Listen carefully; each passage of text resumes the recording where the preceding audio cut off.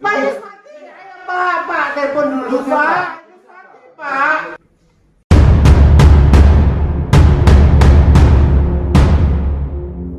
Beredar rekaman video CCTV yang memperlihatkan detik-detik korban DSA alias Dini Sera Afrianti sebelum meregang nyawa. Tampak sosok Ronald Tanur yang menjadi tersangka mendampingi Dini Sera Afrianti. Ronald Tanur ketar-ketir ketika melihat Dini Sera Afrianti tidak bernafas. Hal itu diunggah politikus Ahmad Sahroni di akun Instagramnya. Ahmad Sahroni menyoroti kasus kematian Dini Sera Afrianti.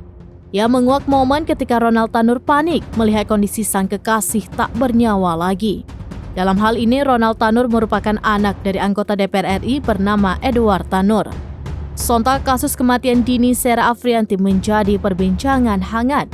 Dalam video yang diunggah Ahmad Sahroni, tampak Ronald Tanur menggunakan hoodie abu-abu. Sementara Dini Sera Afrianti memakai baju berwarna merah marun. Ia terkulai di kursi roda, sementara Ronald Tanur berdiri di sampingnya.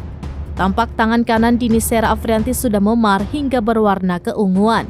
Ronald Tanur panik ketika melihat Dini Sera Afrianti tidak berdaya sama sekali. Ia berteriak meminta tolong ketika melihat kondisi Dini Sera Afrianti memburuk.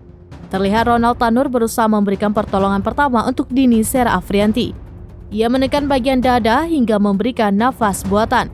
Namun sayang, upaya Ronald Tanur sia-sia lantaran sang kekasih dinyatakan tidak bernyawa. Ronald Tanur kini ditetapkan sebagai tersangka imbas penganiayaan terhadap Dini Sera Afrianti hingga tak bernyawa. Terkait video tersebut, Ahmad Sahroni beranggapan bahwa Dini Sera Afrianti sudah meninggal ketika di lokasi kejadian. Ia memperhatikan tindakan Ronald Tanur sebagai seorang laki-laki yang tega menyakiti wanita. Download Tribun X sekarang, menghadirkan lokal menjadi Indonesia.